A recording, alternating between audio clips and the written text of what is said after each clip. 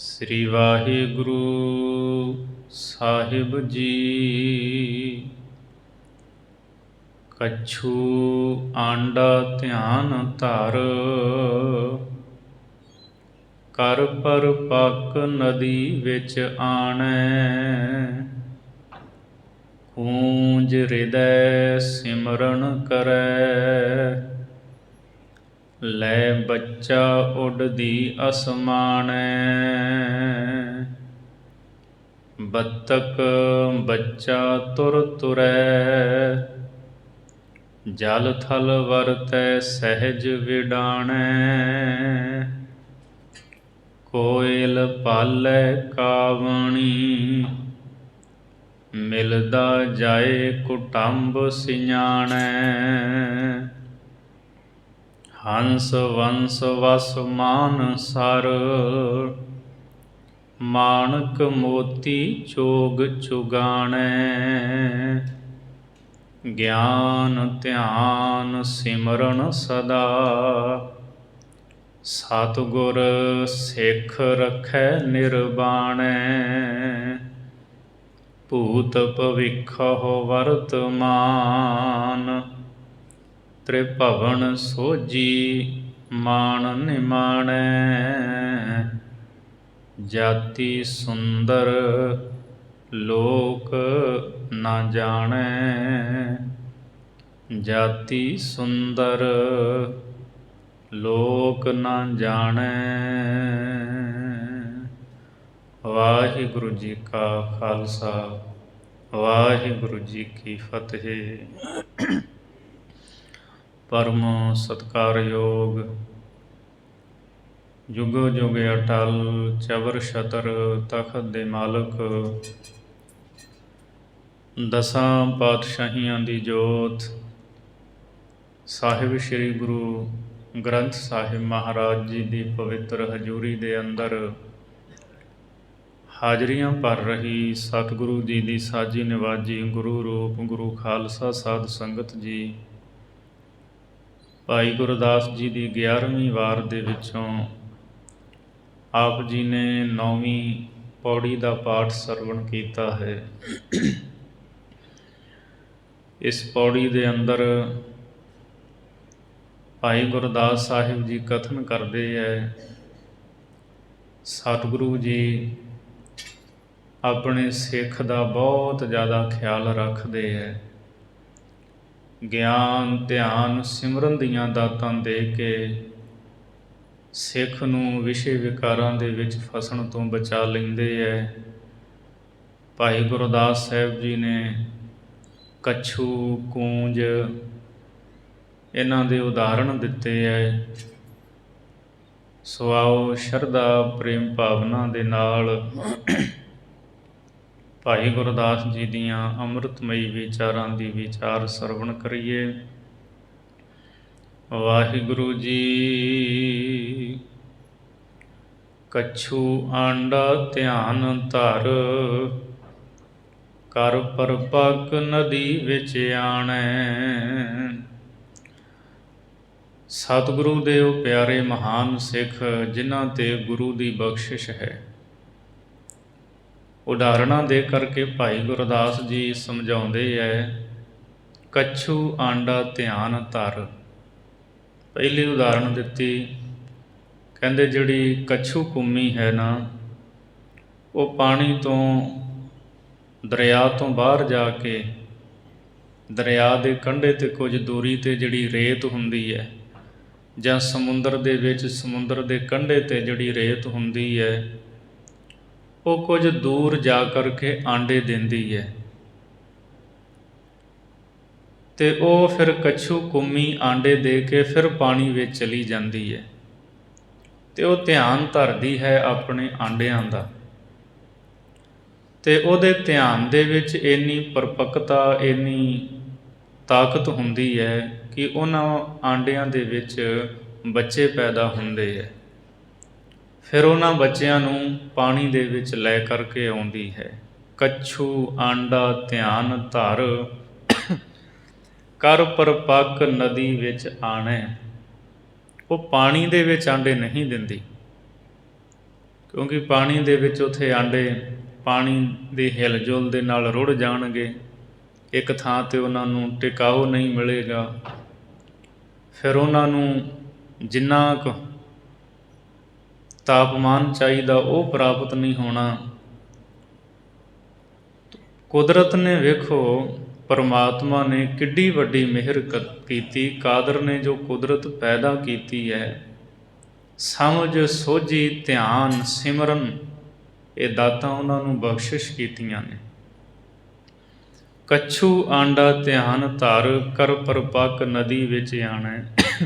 ਕੱਛੂ ਕੁੰਮੀ ਬਰੇਤੇ ਦੇ ਉੱਤੇ ਪਾਣੀ ਤੋਂ ਬਾਹਰ ਆਂਡਾ ਦਿੰਦੀ ਹੈ, ਆਪ ਫਿਰ ਨਦੀ ਵਿੱਚ ਚਲੀ ਜਾਂਦੀ ਹੈ, ਉਹਦਾ ਧਿਆਨ ਧਰਦੀ ਹੈ।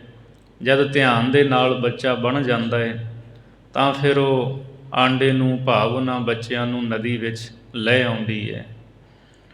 ਕੂੰਜ ਹਿਰਦੈ ਸਿਮਰਨ ਕਰੈ, ਲੈ ਬੱਚਾ ਉੱਡਦੀ ਅਸਮਾਨੈ। ਕੂੰਜ ਜਿਹੜੀ ਹੈ ਹਿਰਦੈ ਸਿਮਰਨ ਕਰੇ, ਉਹ ਆਪਣੇ ਬੱਚਿਆਂ ਨੂੰ ਹਿਰਦੇ ਦੇ ਵਿੱਚ ਚੇਤੇ ਕਰਦੀ ਹੈ। ਆਪ ਉਹ ਦੂਰ ਉੱਡ ਕੇ ਚਲੀ ਜਾਂਦੀ ਹੈ। ਧਿਆਨ ਦੇ ਨਾਲ ਹੀ, ਸਿਮਰਨ ਦੇ ਨਾਲ ਹੀ ਉਹ ਐਨਰਜੀ ਉਹਨਾਂ ਬੱਚਿਆਂ ਕੋਲ ਪਹੁੰਚਦੀ ਹੈ, ਉਹਦੇ ਬੱਚੇ ਪਲਦੇ ਹੈ। ਆਪਾਂ ਰੋਜ਼ ਰਹਿਰਾਸ ਸਾਹਿਬ ਦਾ ਪਾਠ ਕਰਦੇ ਹਾਂ, ਊਡੇ ਊੜ ਆਵੈ ਸਹਿ ਕੋਸਾ, ਤਿਸ ਪਾਛੈ ਬਚਰੇ ਸ਼ਰਿਆ, ਤਿਨ ਕਵਣ ਖਲਾਵੈ ਕਵਣ ਚੁਗਾਵੈ, ਮਨ ਮਹਿ ਸਿਮਰਨ ਕਰਿਆ। ਮਹਾਰਾਜ ਕਹਿੰਦੇ ਵੇਖੋ, ਸੈਂਕੜੇ ਕੋਹਾਂ ਦੂਰ ਉੱਡ ਕੇ ਕੂੰਜਾਂ ਆ ਜਾਂਦੀਆਂ ਨੇ, ਪਰ ਜਿਹੜੇ ਪਿੱਛੇ ਬੱਚੇ ਛੱਡ ਕੇ ਆਈਆਂ ਨੇ, ਕੌਣ ਉਹਨਾਂ ਨੂੰ ਪਾਲਦਾ ਪੋਸਦਾ ਹੈ? ਮਨ ਮਹਿ ਸਿਮਰਨ ਕਰਿਆ। ਕੂੰਜ ਨੇ, ਉਹ ਮਾਂ ਹੈ, ਉਹਨੇ ਆਪਣੇ ਬੱਚਿਆਂ ਦਾ ਚੇਤਾ ਕੀਤਾ ਹੈ ਮਨ ਵਿੱਚ, ਤਾਂ ਉਹ ਸਿਮਰਨ ਦੀ ਜਿਹੜੀ ਤਾਕਤ ਸ਼ਕਤੀ ਐਨਰਜੀ ਹੈ, ਉਹਦੇ ਬੱਚਿਆਂ ਨੂੰ ਪਾਲਦੀ ਹੈ। ਭਾਈ ਗੁਰਦਾਸ ਸਾਹਿਬ ਜੀ ਕਹਿੰਦੇ ਕੂੰਜ ਹਿਰਦੇ ਵਿੱਚ ਸਿਮਰਦੀ ਚੇਤੇ ਕਰਦੀ ਹੈ। ਅਤੇ ਫਿਰ ਜਦੋਂ ਬੱਚੇ ਉਹਦੇ ਉੱਡਣ ਦੇ ਸਮਰੱਥ ਹੁੰਦੇ ਹੈ, ਲੈ ਬੱਚਾ ਉੱਡਦੀ ਅਸਮਾਨੇ, ਉਹ ਫਿਰ ਆਪਣੇ ਬੱਚੇ ਨੂੰ ਲੈ ਕੇ ਆਕਾਸ਼ ਦੇ ਵਿੱਚ ਉੱਚਾ ਉੱਡ ਜਾਂਦੀ ਹੈ। ਬੱਤਕ ਬੱਚਾ ਤੁਰ ਤੁਰੈ, ਜਲ ਥਲ ਵਰਤੈ ਸਹਿਜ ਵਿਡਾਣੈ। ਜਿਹੜੀ ਬੱਤਕ ਹੈ, ਬੱਤਕ ਦਾ ਜਿਹੜਾ ਬੱਚਾ ਹੈ, ਉਹ ਆਪਣੀ ਮਾਂ ਦੇ ਪਿੱਛੇ ਪੱਧਰੀ ਜ਼ਮੀਨ ਦੇ ਉੱਤੇ ਵੀ, ਥਲ 'ਤੇ ਵੀ ਤੁਰਦਾ ਹੈ। ਅਤੇ ਜਦੋਂ ਬੱਤਕ ਉਹ ਮਾਂ ਪਾਣੀ ਦੇ ਵਿੱਚ ਜਾਂਦੀ ਹੈ, ਬੱਚੇ ਉਹਦੇ ਪਿੱਛੇ ਹੀ ਪਾਣੀ ਦੇ ਵਿੱਚ ਵੀ। ਉਹ ਧਰਤੀ 'ਤੇ ਵੀ ਤੁਰਦੇ ਹੈ ਬੱਤਕ ਦੇ ਬੱਚੇ, ਅਤੇ ਪਾਣੀ ਦੇ ਵਿੱਚ ਵੀ ਤੈਰਦੇ ਹੈ। ਭਾਈ ਗੁਰਦਾਸ ਸਾਹਿਬ ਜੀ ਕਹਿੰਦੇ ਜਲ ਥਲ ਵਰਤੈ ਸਹਿਜ ਵਿਡਾਣੇ। ਸੁਭਾਵਕ ਹੀ ਉਹ ਜਲ ਵਿੱਚ ਵੀ ਅਤੇ ਥਲ ਵਿੱਚ ਵੀ ਵਰਤਦੇ ਹੈ।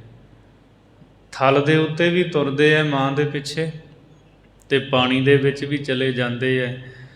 ਤਾਂ ਭਾਈ ਸਾਹਿਬ ਜੀ ਕਹਿੰਦੇ ਵਿਡਾਣੇ, ਇਹ ਸਾਰੀਆਂ ਗੱਲਾਂ ਜਿਹੜੀਆਂ ਨੇ ਕਿੰਨੀਆਂ ਹੈਰਾਨ ਕਰ ਦੇਣ ਵਾਲੀਆਂ ਨੇ। ਕੱਛੂ ਕੁੰਮੀ ਆਂਡੇ ਦਾ ਧਿਆਨ ਧਰਦੀ ਹੈ, ਬੱਚਾ ਬਣਦਾ ਹੈ। ਕੂੰਜ ਹਿਰਦੇ ਵਿੱਚ ਸਿਮਰਨ ਕਰਦੀ ਆਪਣੇ ਬੱਚਿਆਂ ਦਾ, ਔਰ ਇਸੇ ਤਰ੍ਹਾਂ ਬੱਤਕ ਦਾ ਬੱਚਾ ਮਾਂ ਦੇ ਪਿੱਛੇ ਤੁਰਦਾ ਹੈ, ਖੁਸ਼ਕ ਥਾਂ 'ਤੇ ਵੀ ਪਾਣੀ ਵਿੱਚ ਵੀ। ਸੋ ਇਹ ਸਾਰੀਆਂ ਹੈਰਾਨ ਕਰਨ ਵਾਲੀਆਂ ਗੱਲਾਂ ਹਨ। ਜਿਸ ਤਰ੍ਹਾਂ ਇਹ ਧਿਆਨ ਦੇ ਨਾਲ ਪਲਦੇ ਹੈ ਨਾ, ਇਹਨਾਂ ਦੀ ਰੱਖਿਆ ਹੁੰਦੀ ਹੈ। ਇਸੇ ਤਰ੍ਹਾਂ ਸਤਿਗੁਰੂ ਪਾਤਸ਼ਾਹ ਜੀ ਸਦਾ ਹੀ ਆਪਣੇ ਸਿੱਖ ਦਾ ਧਿਆਨ ਰੱਖਦੇ ਹੈ। ਗੁਰੂ ਸਾਹਿਬ ਆਪਣੇ ਸਿੱਖ ਨੂੰ ਚੇਤੇ ਕਰਦੇ ਹੈ, ਇਹ ਸਾਡਾ ਪਿਆਰਾ ਹੈ, ਇਹ ਸਾਡਾ ਸਿੱਖ ਹੈ, ਭਾਵਨਾ ਵਾਲਾ ਹੈ। ਤੋ ਸਤਿਗੁਰੂ ਜੀ ਗਿਆਨ ਧਿਆਨ ਸਿਮਰਨ ਦੀਆਂ ਦਾਤਾਂ ਬਖਸ਼ ਕੇ ਸਿੱਖ ਨੂੰ ਨਿਹਾਲ ਕਰਦੇ ਹੈ, ਅਤੇ ਨਾਲੇ ਸਿੱਖ ਨੂੰ ਚੇਤੇ ਵੀ ਰੱਖਦੇ ਹੈ, ਕਿਉਂਕਿ ਗੁਰੂ ਮਾਂ ਹੈ। ਮਾਂ ਨੂੰ ਕਦੇ ਆਪਣੇ ਬੱਚੇ ਭੁੱਲਦੇ ਥੋੜ੍ਹੀ ਹੁੰਦੇ ਹੈ, ਉਹਨੇ ਜਾਏ ਨੇ। ਸੋ ਇਸ ਲਈ ਗੁਰੂ ਮਾਂ ਆਪਣੇ ਸਿੱਖ ਬੱਚਿਆਂ ਨੂੰ ਸਦਾ ਚੇਤੇ ਕਰਕੇ ਅਤੇ ਰੱਖਿਆ ਕਰਦੇ ਹੈ। ਕੋਇਲ ਪਾਲੈ ਕਾਵਣੀ, ਮਿਲਦਾ ਜਾਏ ਕੁਟੰਬ ਸਿਆਣੈ। ਅਗਲੀ ਉਦਾਹਰਣ ਭਾਈ ਗੁਰਦਾਸ ਸਾਹਿਬ ਨੇ ਦਿੱਤੀ ਹੈ, ਕੋਇਲ ਪਾਲੈ ਕਾਵਣੀ। ਜਿਹੜੇ ਕੋਇਲ ਦੇ ਬੱਚੇ ਨੇ, ਜਿਹੜੀ ਕਾਉਣੀ ਹੈ ਨਾ, ਕਾਉਣੀ ਕੋਇਲ ਦੇ ਬੱਚਿਆਂ ਨੂੰ ਪਾਲਦੀ ਹੈ। ਮਿਲਦਾ ਜਾਏ ਕੁਟੰਬ ਸਿਆਣੇ, ਕਹਿੰਦੇ ਕੋਇਲ ਆਪਣਾ ਆਲ੍ਹਣਾ ਨਹੀਂ ਬਣਾਉਂਦੀ। ਜਿੱਥੇ ਕਾਉਣੀ ਦੇ ਆਂਡੇ ਹੁੰਦੇ ਆ ਉੱਥੇ ਹੀ ਉਹ ਆਪਣੇ ਆਂਡੇ ਰੱਖਦੀ ਹੈ, ਅਤੇ ਕਾਉਣੀ ਉਹਨਾਂ ਕੋਇਲ ਦੇ ਬੱਚਿਆਂ ਨੂੰ ਪਾਲਦੀ ਹੈ। ਜਦੋਂ ਕੋਇਲ ਦੇ ਬੱਚੇ ਵੱਡੇ ਹੁੰਦੇ ਹੈ ਅਤੇ ਫਿਰ ਆਪਣੀ ਮਾਂ ਬੋਲੀ ਨੂੰ ਪਛਾਣ ਕੇ ਉਹ ਆਪਣੇ ਕੁਟੰਬ ਪਰਿਵਾਰ ਵਿੱਚ ਜਾ ਰਲਦੇ ਹੈ। ਕਾਉਣੀ ਨੇ ਕੋਇਲ ਦੇ ਬੱਚੇ ਪਾਲੇ, ਸੰਗਤ ਕਾਵਾਂ ਦੀ ਮਿਲੀ ਉਸ ਬੱਚੇ ਨੂੰ। ਪਰ ਜਦੋਂ ਉਹ ਵੱਡਾ ਹੋਇਆ ਬੱਚਾ ਅਤੇ ਉਹਨੇ ਬੋਲੀ ਪਛਾਣੀ, ਕੋਇਲ ਦੀ ਬੋਲੀ ਬੜੀ ਪਿਆਰੀ ਹੁੰਦੀ ਹੈ, ਅਤੇ ਉਹ ਫਿਰ ਬੋਲੀ ਨੂੰ ਪਛਾਣ ਕੇ ਉਹ ਜਿਹੜਾ ਕੋਇਲ ਦਾ ਬੱਚਾ ਹੁੰਦਾ ਆਪਣੇ ਪਰਿਵਾਰ ਵਿੱਚ ਜਾ ਮਿਲਦਾ ਹੈ। ਸਤਿਗੁਰੂ ਜੀ ਕਿਰਪਾ ਕਰਦੇ ਹੈ, ਜੇ ਕਿਤੇ ਪ੍ਰਾਰਬਧ ਦੇ ਅਨੁਸਾਰ ਜਿਹੜਾ ਸਿੱਖ ਹੈ ਨਾ, ਭੈੜੀ ਸੰਗਤ ਵਿੱਚ, ਕਾਵਾਂ ਦੀ ਸੰਗਤ ਵਿੱਚ ਚਲੇ ਵੀ ਜਾਵੇ ਤਾਂ ਫਿਰ ਆਪਣੀ ਮਾਂ ਬੋਲੀ, ਆਪਣੇ ਗੁਰੂ ਦੀ ਬੋਲੀ ਨੂੰ ਪਛਾਣ ਕੇ, ਗੁਰੂ ਦੇ ਸ਼ਬਦ ਦੀ ਬੋਲੀ ਨੂੰ ਪਛਾਣ ਕੇ, ਸ਼ਬਦ ਨੂੰ ਸਿਆਣ ਕੇ ਵੀ ਸਤਿਗੁਰੂ ਸਾਨੂੰ ਸ਼ਬਦ ਵਿੱਚ ਇਹ ਸਿੱਖਿਆ ਦਿੰਦੇ ਹੈ, ਤਾਂ ਫਿਰ ਉਹ ਸਿੱਖ ਆਪਣੇ ਗੁਰਸਿੱਖ ਭਾਈਆਂ ਪਰਿਵਾਰ ਦੇ ਵਿੱਚ ਜਾ ਮਿਲਦਾ ਹੈ। ਕਾਵਾਂ ਦੀ ਸੰਗਤ 'ਚ ਨਹੀਂ ਰਹਿੰਦਾ ਸਾਰੀ ਉਮਰ। ਜੇ ਕਿਤੇ ਚਲੇ ਵੀ ਗਿਆ ਅਤੇ ਫਿਰ ਆਪਣੇ ਗੁਰੂ ਦੇ ਸ਼ਬਦ ਦੇ ਬੋਲਾਂ ਨੂੰ ਪਹਿਚਾਣ ਕੇ ਉਹ ਵਾਪਸ ਆ ਜਾਂਦਾ ਹੈ। ਇਸ ਤਰ੍ਹਾਂ ਸਤਿਗੁਰੂ ਆਪਣੇ ਸਿੱਖ ਦੇ ਉੱਤੇ ਕਿਰਪਾ ਕਰਦੇ ਹੈ। ਹੰਸ ਵੰਸ ਵਸ ਮਾਨ ਸਰ, ਮਾਣਕ ਮੋਤੀ ਚੋਗ ਚੁਗਾਣੈ। ਹੰਸਾਂ ਦੀ ਜਿਹੜੀ ਵੰਸ ਹੈ, ਹੰਸਾਂ ਦੇ ਅੱਗੇ ਬੱਚੇ ਨੇ, ਉਹ ਮਾਨ ਸਰੋਵਰ ਦੇ ਉੱਤੇ ਵਸਦੇ ਹੈ। ਉੱਥੇ ਮਾਣਕ ਮੋਤੀਆਂ ਦਾ ਚੋਗਾ ਚੁਗਦੇ ਹੈ। ਇਸੇ ਤਰ੍ਹਾਂ ਜਿਹੜੇ ਗੁਰਸਿੱਖ ਹਨ ਇਹ ਹੰਸ ਹਨ, ਪਰਮ ਹੰਸ ਹਨ। ਗੁਰੂ ਕੇ ਸਿੱਖ ਸਾਧ ਸੰਗਤ ਰੂਪੀ ਮਾਨ ਸਰੋਵਰ ਦੇ ਉੱਤੇ ਵਸਦੇ ਹੈ, ਅਤੇ ਇੱਥੇ ਗੁਰ ਸ਼ਬਦ ਦੇ ਮੋਤੀ ਆਪਣੀ ਸੁਰਤ ਦੀ ਜੀਭਾ ਦੇ ਨਾਲ ਚੁਗਦੇ ਹੈ। ਸਤਿਗੁਰੂ ਦੇ ਜਿਹੜੇ ਸ਼ਬਦ ਹਨ ਇਹ ਮਾਣਕ ਮੋਤੀ ਹਨ। ਇਹ ਗੁਰਸਿੱਖਾਂ ਹੰਸਾਂ ਦੀ ਖੁਰਾਕ ਹੈ, ਬੜੀ ਉੱਤਮ ਖੁਰਾਕ ਹੈ ਗੁਰੂ ਕੇ ਸਿੱਖਾਂ ਦੀ। ਬਗਲਾ ਜਿਹੜਾ ਭਾਵੇਂ ਉਹ ਉੱਥੇ ਜਾ ਕੇ ਮਾਨਸਰ ਦੇ ਉੱਤੇ ਚਲਿਆ ਵੀ ਜਾਵੇ, ਉਹ ਡੱਡੀਆਂ ਮੱਛੀਆਂ ਵੇਖੇਗਾ, ਉਹ ਮਾਣਕ ਮੋਤੀ ਵੱਲ ਉਹਦਾ ਧਿਆਨ ਥੋੜ੍ਹੀ, ਉਹਦੀ ਖੁਰਾਕ ਹੀ ਨਹੀਂ ਉਹ ਹੈ। ਸੋ ਮਨਮੁਖ ਲੋਕ ਵੀ ਕਈ ਵਾਰ ਸੰਗਤ ਦੇ ਵਿੱਚ ਆ ਕੇ ਨਾ ਉਹ ਮਾਣਕ ਮੋਤੀ ਵੱਲ, ਗੁਰੂ ਦੇ ਸ਼ਬਦ ਵੱਲ ਉਹਨਾਂ ਦਾ ਧਿਆਨ ਨਹੀਂ ਹੁੰਦਾ।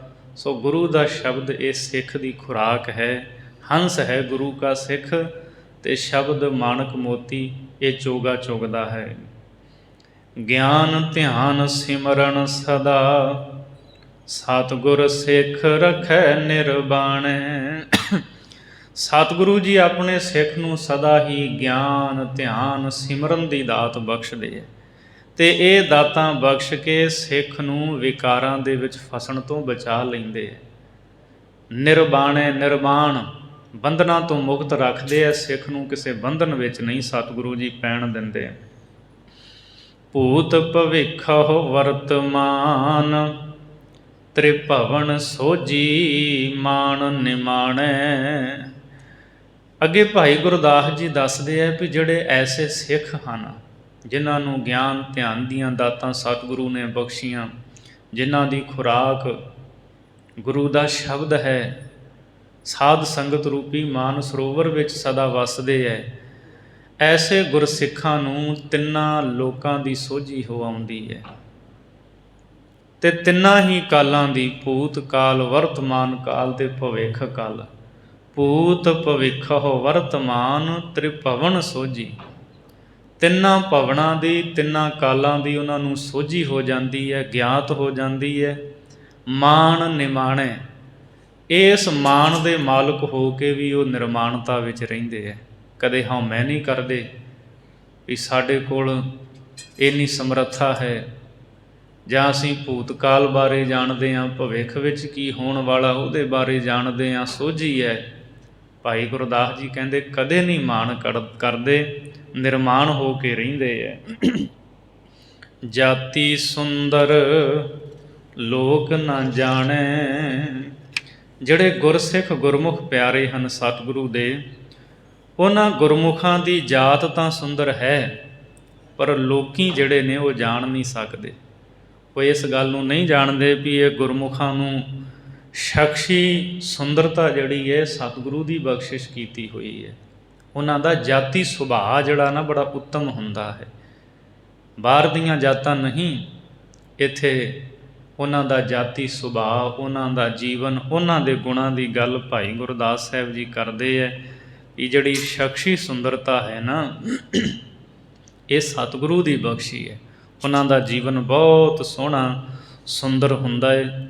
ਭਾਈ ਗੁਰਦਾਸ ਸਾਹਿਬ ਜੀ ਨੇ ਇਸ ਪੌੜੀ ਦੇ ਵਿੱਚ ਸਾਨੂੰ ਦੱਸਿਆ ਹੈ ਵੀ ਮਹਾਰਾਜ ਜੀ ਆਪਣੇ ਸਿੱਖਾਂ ਦੀ ਕੂੰਜ, ਕੱਛੂ ਆਦਿਕ ਵਾਂਗੂ ਸਿਮਰਨ ਦੇ ਨਾਲ ਰੱਖਿਆ ਕਰਦੇ ਹੈ, ਕਿਰਪਾ ਕਰਦੇ ਹੈ। ਪਰ ਜਦੋਂ ਕਦੇ ਪ੍ਰਾਰਬਧ ਦੇ ਅਨੁਸਾਰ ਉਹ ਕੁਸੰਗਤ ਵਿੱਚ ਚਲੇ ਜਾਣ ਤਾਂ ਫਿਰ ਉਹ ਗੁਰੂ ਕੇ ਸਿੱਖ ਗੁਰੂ ਦਾ ਸ਼ਬਦ ਸੁਣ ਕੇ ਫਿਰ ਵਾਪਸ ਆ ਜਾਂਦੇ ਹੈ, ਕਿਉਂਕਿ ਉਹਨਾਂ ਦਾ ਜਾਤੀ ਸੁਭਾਅ ਬੜਾ ਚੰਗਾ ਹੈ। ਕੁਕੜੀ ਦੇ ਬੱਚੇ ਜਿਹੜੇ ਹੈ ਉਹ ਵੀ ਹੰਸਾਂ ਦੇ ਬੱਚਿਆਂ ਦੀ ਰੀਸ ਦੇ ਨਾਲ ਪਿੱਛੇ ਲੱਗ ਤੁਰਦੇ ਹੈ, ਪਰ ਜਦ ਅੱਗੇ ਪਾਣੀ ਆ ਜਾਵੇ ਤਾਂ ਬੱਤਖ ਜਿਹੜੀ ਹੈ ਉਹ ਬੱਚਿਆਂ ਨੂੰ ਲੈ ਕੇ ਪਾਣੀ ਵਿੱਚ ਚਲੀ ਜਾਂਦੀ ਹੈ, ਕੁਕੜੀ ਦੇ ਬੱਚੇ ਪਿਛਾਂਹ ਮੁੜ ਆਉਂਦੇ ਹੈ। ਸਤਿਗੁਰੂ ਜੀ ਆਪਣੇ ਸਿੱਖਾਂ 'ਤੇ ਵੱਡੀ ਕਿਰਪਾ ਕਰਦੇ ਹੈ, ਅਤੇ ਉਹ ਕੁਕੜੀ ਦੇ ਬੱਚੇ ਜਿਹੜੇ ਹੁੰਦੇ ਆ ਉਹ ਪਿੱਛੇ ਆ ਕੇ ਰੂੜੀਆਂ ਦੇ ਉੱਤੇ ਚੋਗਾ ਚੁਗਦੇ ਹੈ। ਇਸੇ ਤਰ੍ਹਾਂ ਕੋਇਲ ਦਾ ਬੱਚਾ ਕਾਵਾਂ ਦੇ ਕੁਸੰਗ ਵਿੱਚੋਂ ਫਿਰ ਮਾਂ ਦੀ ਬੋਲੀ ਪਛਾਣ ਕੇ ਪਰਿਵਾਰ ਵਿੱਚ ਆ ਜਾਂਦਾ ਹੈ।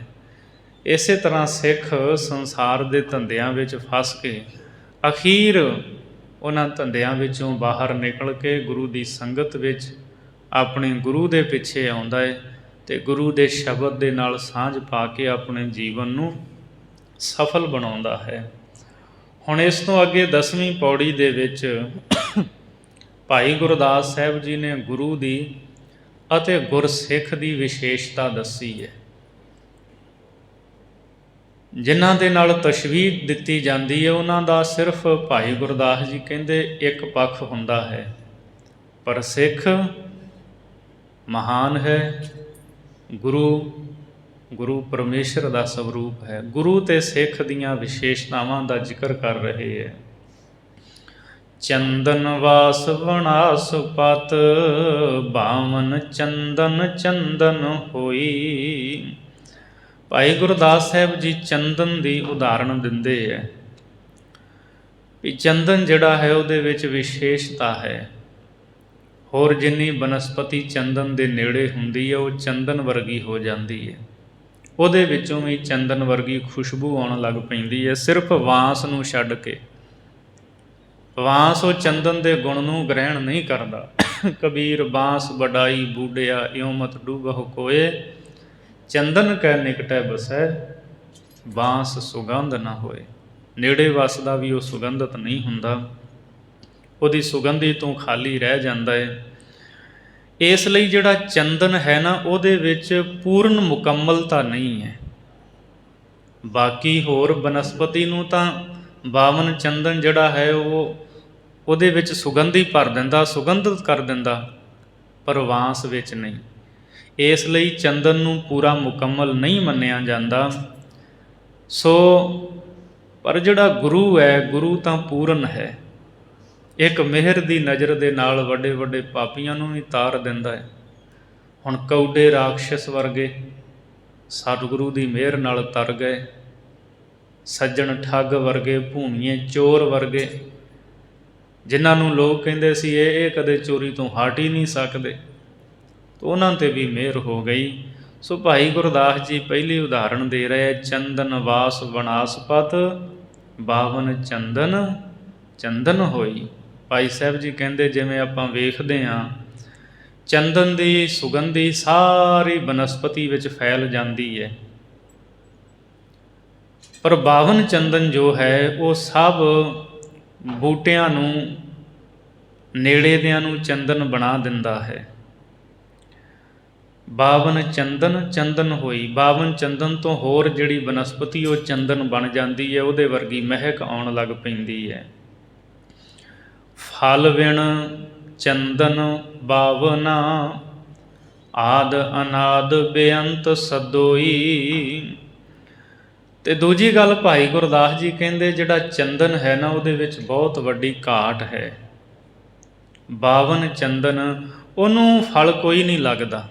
ਬਾਕੀ ਜਿਹੜੇ ਦਰਖਤ ਨੇ, ਅੰਬਾਂ ਨੂੰ ਅੰਬ ਲੱਗਦੇ, ਆੜੂਆਂ ਦੇ ਨੇ, ਅਮਰੂਦਾਂ ਦੇ ਨੇ, ਪਰ ਚੰਦਨ ਦੇ ਵਿੱਚ ਸਿਰਫ ਉਹਦੀ ਸੁਗੰਧੀ ਹੈ, ਉਹਨੂੰ ਫਲ ਕੋਈ ਨਹੀਂ ਲੱਗਦਾ। ਸੋ ਬਾਵਨ ਚੰਦਨ ਦੇ ਵਿੱਚ ਉਹਦੇ ਵਿੱਚ ਘਾਟ ਹੈ, ਉਹਨੂੰ ਫਲ ਕੋਈ ਨਹੀਂ ਲੱਗਦਾ। ਆਦ ਅਨਾਦ ਬੇਅੰਤ ਸਦੋਈ, ਪਰ ਉਹ ਆਪਣੀ ਮਹਿਕ ਤੇ ਸੁਗੰਧੀ ਦੇਣ ਕਰਕੇ ਆਦ ਕਾਲ ਤੋਂ ਮੁੱਢੋਂ ਹੀ ਬੇਅੰਤ ਗੁਣਾਂ ਵਾਲਾ ਕਿਹਾ ਜਾਂਦਾ ਹੈ। ਚੰਦਨ ਨੂੰ ਗੁਣਾਂ ਵਾਲਾ ਕਹਿੰਦੇ ਹੈ, ਸਾਰੇ ਸੱਦਦੇ ਹੈ।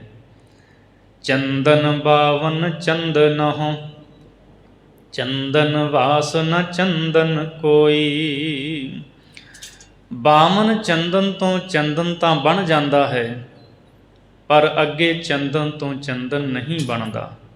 ਬਾਵਨ ਚੰਦਨ ਬਾਵਨ ਚੰਦਨਹੁ, ਜਿਹੜਾ ਬਾਵਨ ਚੰਦਨ ਹੈ, ਉਹਨੇ ਹੋਰ ਦਰਖਤਾਂ ਨੂੰ ਚੰਦਨ ਬਣਾ ਦਿੱਤਾ, ਉਹਨਾਂ ਵਿੱਚੋਂ ਵੀ ਸੁਗੰਧੀ ਆਉਣ ਲੱਗ ਪੈਂਦੀ ਹੈ। ਚੰਦਨ ਵਾਸ ਨਾ ਚੰਦਨ ਕੋਈ, ਪਰ ਅੱਗੇ ਜਿਹੜਾ ਦਰਖਤ ਚੰਦਨ ਬਣਿਆ ਹੈ ਬਾਵਨ ਚੰਦਨ ਦੀ ਸੰਗਤ ਕਰਕੇ, ਉਹ ਅੱਗੇ ਹੋਰਾਂ ਨੂੰ ਚੰਦਨ ਨਹੀਂ ਬਣਾ ਸਕਦਾ। ਇਹ ਗੁਣ ਸਿਰਫ ਬਾਵਨ ਚੰਦਨ ਦੇ ਕੋਲ ਹੈ।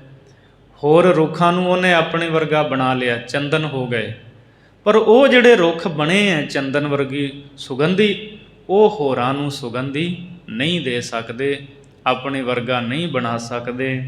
ਭਾਈ ਗੁਰਦਾਸ ਜੀ ਕਹਿੰਦੇ ਨੇ ਵੀ ਗੁਰੂ ਦੇ ਵਿੱਚ ਇਹ ਵਿਸ਼ੇਸ਼ਤਾ ਹੈ ਵੀ ਸਤਿਗੁਰੂ ਮਿਹਰ ਕਰਦੇ ਹੈ, ਕਿਰਪਾ ਕਰਦੇ ਹੈ। ਬਾਵਨ ਚੰਦਨ ਹਨ ਸਤਿਗੁਰੂ ਜੀ, ਸਿੱਖਾਂ ਨੂੰ ਚੰਦਨ ਬਣਾ ਦਿੰਦੇ ਹੈ। ਉਹਨਾਂ ਦੇ ਵਿੱਚੋਂ, ਸਿੱਖਾਂ ਵਿੱਚੋਂ ਗੁਣਾਂ ਦੀ, ਭਗਤੀ ਦੀ ਸੁਗੰਧੀ ਆਉਣ ਲਾ ਦਿੰਦੇ ਹੈ। ਪਰ ਉਹ ਜਿਹੜੇ ਸਿੱਖ ਨੇ, ਜਿਹੜੇ ਗੁਰੂ ਦੇ ਪਿਆਰੇ ਨੇ, ਉਹ ਆਪਣੇ ਵਰਗੇ ਹੋਰ ਸਿੱਖ ਬਣਾ ਲੈਂਦੇ। ਹੋਰਾਂ ਸਿੱਖਾਂ ਨੂੰ ਵੀ ਪ੍ਰੇਰ ਕੇ ਗੁਰੂ ਚਰਨਾਂ ਦੇ ਵਿੱਚ ਲੈ ਕੇ ਆਉਂਦੇ ਹੈ, ਗੁਰੂ ਦਾ ਸ਼ਬਦ, ਗੁਰੂ ਦੀ ਬਾਣੀ ਬਾਰੇ ਦੱਸਦੇ ਹੈ। ਸਿੱਖ ਜਿਹੜੇ ਹੈ ਹੋਰਾਂ ਨੂੰ ਵੀ ਆਪਣੇ ਵਰਗਾ ਸਿੱਖ ਉੱਤਮ ਬਣਾ ਲੈਂਦੇ ਹੈ। ਪਰ ਬਾਵਨ ਚੰਦਨ ਤੋਂ ਚੰਦਨ ਬਣਿਆ ਹੋਇਆ ਉਹ ਕਿਸੇ ਵੀ ਬਨਸਪਤੀ ਰੁੱਖ ਨੂੰ ਚੰਦਨ ਨਹੀਂ ਬਣਾ ਸਕਦਾ। ਇਸ ਲਈ ਸਿੱਖ ਵੱਡਾ ਹੈ, ਸਿੱਖ ਦੇ ਵਿੱਚ ਵਿਸ਼ੇਸ਼ਤਾ ਹੈ, ਉੱਤਮ ਗੁਣ ਹੈ। ਬਾਵਨ ਚੰਦਨ ਜਿਹੜਾ ਹੈ ਭਾਈ ਗੁਰਦਾਸ ਨੇ ਉਹ ਗੁਰੂ ਲਈ ਵਰਤਿਆ ਹੈ, ਅਤੇ ਚੰਦਨ ਸਿੱਖ ਹੈ। ਇਸ ਲਈ ਗੁਰੂ ਵੱਡਾ ਹੈ, ਵਿਸ਼ੇਸ਼ ਗੁਣ ਹੈ ਗੁਰੂ ਦੇ ਵਿੱਚ, ਅਤੇ ਸਿੱਖ ਦੇ ਵਿੱਚ ਵੀ ਵਿਸ਼ੇਸ਼ ਗੁਣ ਹੈ। ਹੁਣ ਅੱਗੇ ਭਾਈ ਗੁਰਦਾਸ ਜੀ ਹੋਰ ਉਦਾਹਰਣ ਦਿੰਦੇ ਹੈ। ਅਸ਼ਟ ਧਾਤ ਇੱਕ ਧਾਤ ਹੋਏ, ਪਾਰਸ ਪਰਸੇ ਕੰਚਨ ਜੋਈ। ਅਸ਼ਟ ਧਾਤ ਇੱਕ ਧਾਤ ਹੋਏ, ਪਾਰਸ ਪਰਸੇ ਕੰਚਨ ਜੋਈ। ਜਿਹੜਾ ਪਾਰਸ ਹੈ ਨਾ, ਭਾਈ ਗੁਰਦਾਸ ਜੀ ਕਹਿੰਦੇ 8 ਧਾਤਾਂ ਦੇ ਨਾਲ ਸਪਰਸ਼ ਕਰਕੇ ਉਹਨੂੰ ਸੋਨਾ ਬਣਾ ਦਿੰਦਾ ਹੈ। ਪਾਰਸ ਦੀ ਜਿਹੜੀ ਵੱਟੀ ਹੈ ਉਹਦੇ ਵਿੱਚ ਇਹ ਸ਼ਕਤੀ ਹੈ, ਉਹ ਲੋਹੇ ਦੇ ਨਾਲ ਛੂਹ ਜਾਵੇ ਉਹਨੂੰ ਸੋਨਾ ਬਣਾ ਦਿੰਦੀ ਹੈ। 8 ਧਾਤਾਂ ਨੂੰ ਸੋਨਾ ਬਣਾਉਂਦੀ ਹੈ। ਕੰਚਨ ਹੋਏ ਨਾ ਕੰਚਨਹੁ, ਵਰਤਮਾਨ ਵਰਤੈ ਸਭ ਲੋਈ। ਪਾਰਸ ਦੀ ਵੱਟੀ ਲੋਹੇ ਨੂੰ ਛੂਹ ਗਈ, ਉਹ ਲੋਹਾ ਕੀ ਬਣ ਗਿਆ? ਸੋਨਾ। ਪਰ ਉਹ ਜਿਹੜਾ ਸੋਨਾ ਬਣਿਆ ਉਹ ਅੱਗੋਂ ਹੋਰ ਸੋਨਾ ਨਹੀਂ ਬਣਾ ਸਕਦਾ। ਸਿਰਫ ਪਾਰਸ ਦੀ ਵੱਟੀ ਲੋਹੇ ਨੂੰ ਸੋਨਾ ਬਣਾ ਸਕਦੀ ਹੈ। ਉਹ ਬਣਿਆ ਹੋਇਆ ਸੋਨਾ ਅੱਗੇ ਹੋਰ ਕਿਸੇ ਧਾਤ ਨੂੰ ਸੋਨਾ ਨਹੀਂ ਬਣਾ ਸਕਦਾ। ਭਾਈ ਗੁਰਦਾਸ ਜੀ ਕਹਿੰਦੇ ਇਹ ਜਿਹੜੀ ਗੱਲ ਹੈ ਵਰਤਮਾਨ ਵਿੱਚ ਸਾਰੇ ਹੀ ਪ੍ਰਗਟ ਹੈ, ਸਾਰੇ ਇਸ ਗੱਲ ਨੂੰ ਭਲੀ ਭਾਂਤ ਜਾਣਦੇ ਹੈ। ਪਰ ਜਿਹੜਾ ਸਿੱਖ ਹੈ ਨਾ, ਸਤਿਗੁਰੂ ਕਿੱਡੀ ਵੱਡੀ ਕਿਰਪਾ ਕਰਦੇ ਹੈ। ਗੁਰੂ ਪਾਰਸ ਹੈ, ਗੁਰ ਪਾਰਸ ਹਮ ਲੋਹ ਮਿਲ ਕੰਚਨ ਹੋਇਆ ਰਾਮ। ਅਤੇ ਗੁਰੂ ਪਾਰਸ ਦੇ ਨਾਲ ਛੋਹ ਕੇ ਜਿਹੜਾ ਸਿੱਖ ਹੈ ਉਹ ਸੋਨਾ ਬਣ ਜਾਂਦਾ। ਸ਼ੁੱਧ ਹੋ ਜਾਂਦਾ ਸਿੱਖ। ਅਤੇ ਉਹ ਸਿੱਖ ਅੱਗੋਂ ਹੋਰ ਵੀ ਸੋਨਾ ਬਣਾ ਦਿੰਦਾ ਹੈ, ਆਪਣੇ ਵਰਗੇ ਹੋਰ ਗੁਰੂ ਕੇ ਸਿੱਖ ਬਣਾ ਦਿੰਦਾ। ਇਸ ਲਈ ਸਿੱਖ ਦੀ ਇਹ ਵਿਸ਼ੇਸ਼ਤਾ ਹੈ, ਗੁਰੂ ਦੀ ਵਿਸ਼ੇਸ਼ਤਾ ਹੈ। ਇਹ ਜਿਹੜੀਆਂ ਉਦਾਹਰਨਾਂ ਚੰਦਨ ਦੀਆਂ ਦਿੱਤੀਆਂ ਜਾਂਦੀਆਂ, ਪਾਰਸ ਦੀ ਵੱਟੀ ਦੀਆਂ, ਉਹਨਾਂ ਦੇ ਵਿੱਚ ਮੁਕੰਮਲਤਾ ਨਹੀਂ, ਉਹ ਅਧੂਰੇ ਹੈ। ਗੁਰੂ ਪੂਰਾ ਹੈ, ਗੁਰੂ ਦਾ ਸਿੱਖ ਜਿਹੜਾ ਨਾ ਉਹ ਪੂਰਾ ਹੈ। ਨਦੀਆਂ ਨਾਲੇ ਗੰਗ ਸੰਗ, ਸਾਗਰ ਸੰਗਮ ਖਾਰਾ ਸੋਈ। ਨਦੀਆਂ ਨਾਲੇ ਗੰਗਾ ਵਿੱਚ ਪੈ ਕੇ ਗੰਗਾ ਵਰਗੇ ਪਵਿੱਤਰ ਜਲ ਸਮਾਨ ਹੋ ਜਾਂਦੇ ਹੈ, ਪਰ ਉਹੀ ਗੰਗਾ ਜਦੋਂ ਸਮੁੰਦਰ ਵਿੱਚ ਜਾ ਪੈਂਦੀ ਹੈ ਤਾਂ ਉਸ ਦੀ ਸੰਗਤ ਨਾਲ ਉਹ ਖਾਰੀ ਹੋ ਜਾਂਦੀ ਹੈ। ਨਦੀਆਂ ਨਾਲੇ ਜਿਹੜੇ ਵੀ ਗੰਗਾ ਵਿੱਚ ਪੈ ਜਾਂਦੇ ਹੈ, ਫਿਰ ਉਹਨਾਂ ਦਾ ਵੱਖਰਾ ਨਾਂ ਨਹੀਂ ਰਹਿੰਦਾ, ਉਹਨਾਂ ਨੂੰ ਗੰਗਾ ਸੱਦਿਆ ਜਾਂਦਾ ਹੈ ਵੀ ਇਹ ਗੰਗਾ ਹੈ। ਗੰਗਾ ਪਵਿੱਤਰ ਮੰਨੀ ਹੈ।